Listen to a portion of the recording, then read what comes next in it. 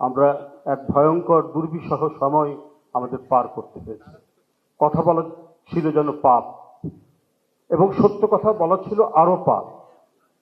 যিনি সত্য কথা বলেছেন সেটা যদি ক্ষমতাসীন গোষ্ঠীর স্বার্থের বিরুদ্ধে যায় তার কোনো নিস্তার নেই। নানা ধরনের অত্যাচারের নানা খড়গ তার উপর নেমে এসেছে। সারা দেশব্যাপী মামলা এবং মামলা জামিন নেওয়ার জন্য এডিটরদের ছুটে যেতে হয়েছে, না হলে তাকে হুমকি দেখানো হয়েছে, না হলে গ্রেফতার করানো হয়েছে। বর্ষিয়ান এবং জ্ঞানদীপ্ত সাংবাদিক আমি মনে করি। আমরা পাশাপাশি কারাগারের কক্ষে ছিলাম।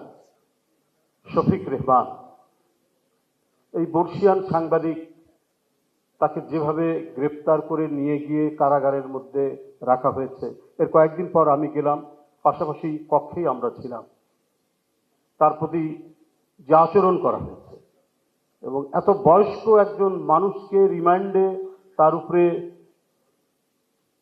যে আচরণগুলো করা হয়েছে, সবকিছু মিলিয়েই তো আমরা একটা ঘন কালো অন্ধকার পার করেছি।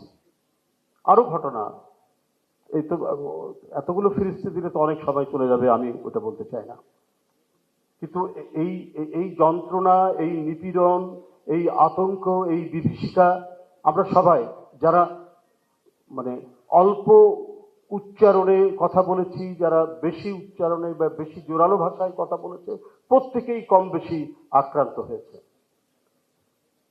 সেই আক্রমণের মুখ থেকে আমরা যখন কিছুটা বাঁচার সম্ভাবনা দেখছি, এখনো যে সমস্ত বিষয়গুলি আমাদের সামনে আসছে, এটাও কিন্তু আমাদেরকে ভাবিয়ে তুলছে। নিঃসন্দেহে একজন তরুণ রাজনীতিক, তার মৃত্যু, তাকে আঘাত করা, আহত করে কয়েকদিন পরে সিঙ্গাপুরে তার মৃত্যু হৃদয় বিদারক। আমরা তীব্রভাবে তার প্রতিবাদ করি। যে কারো তার কথা এবং বক্তব্যের কারণে তাকে জীবন দিতে হবে, এরকম মানে এই পরিবেশের জন্য তো এতদিনের এত রক্ত, এত শহীদ, এত এত যে জীবন চলে গেছে পৃথিবী থেকে, এর জন্য তো হয়নি। তো এটা যেমন আমাদেরকে ব্যথিত করেছে, এবং এর প্রতিক্রিয়ায় আমরা যেটা দেখেছি সেটাও মেনে নেওয়ার মতো নয়। তা কেন হবে? ভিন্ন মত থাকতে পারে, ভিন্ন মতে আমরা আমার মতামত যেটা দেওয়ার দিব, একটি পত্রিকা সেটাও ভিন্ন মত দিতে পারে, সেখানে নানা বিদগ্ধজন সেখানে লিখবেন, তাদেরও সেখানে ভিন্নতা থাকতে পারে, কিন্তু সবকিছু মিলেই তো একটা গণতান্ত্রিক সমাজ, এবং এই সমাজের জন্যই তো আমাদের এত রক্ত দিতে হয়েছে, আমাদেরকে এত কষ্ট করতে হয়েছে। শফিক রেহমানদের মতো মানুষদেরকেও কারাগারে কাটাতে হয়েছে দিনের পর দিন, মাসের পর মাস।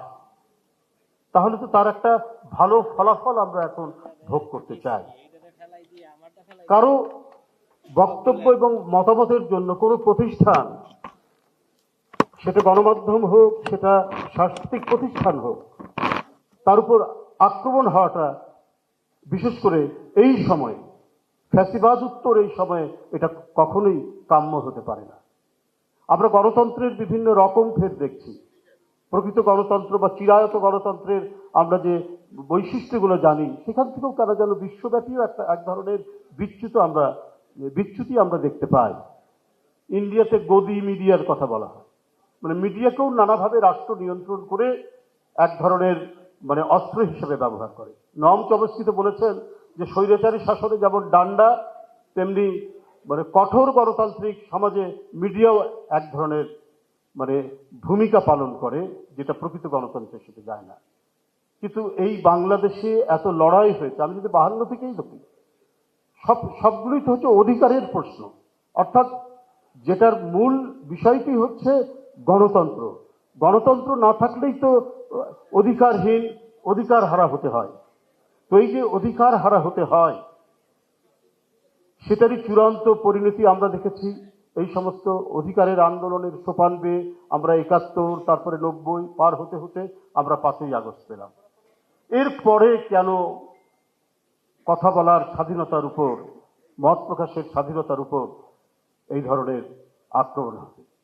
আমি ডেলি স্টারের সম্পাদক বিশিষ্ট সম্পাদক মাহফুজ আলম ভাইয়ের একটা লেখার মধ্যে পড়েছিলাম, ইদি আমিনের একটা উদ্ধৃতি উনি দিয়েছিলেন। যে ইদি আমিন কি সাংবাদিক প্রশ্ন করেছে যে আপনি মত প্রকাশের স্বাধীনতায় বিশ্বাস করেন? তো বলছে হ্যাঁ আমি বিশ্বাস করি, কিন্তু তার মত প্রকাশের স্বাধীনতার পর কি পরিস্থিতি হবে সেটা আমি বলতে পারি না। তো এখন পরিস্থিতি তো অনেকটা ওই রকমই বিষয়ের দিকে এগোচ্ছে বা গড়িয়ে যাচ্ছে। এখান থেকে আমাদেরকে ফিরে আসতে হবে।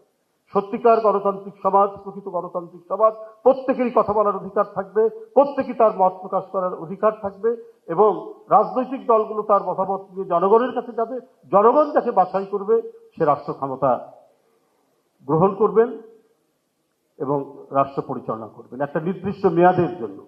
আমরা শক্তভাবে এই চর্চা, এই ধারাবাহিকতা যদি আমরা রক্ষা করতে না পারি, আবার আমরা যে তিমিরে ছিলাম সে তিমিরেই আমরা পড়ে থাকব। যাই হোক, আজকে আপনাদেরকে এখানে আমন্ত্রণ জানানোর উদ্দেশ্য সম্পর্কে আমাদের এই অভ্যর্থনা কমিটির আহ্বায়ক বলেছেন।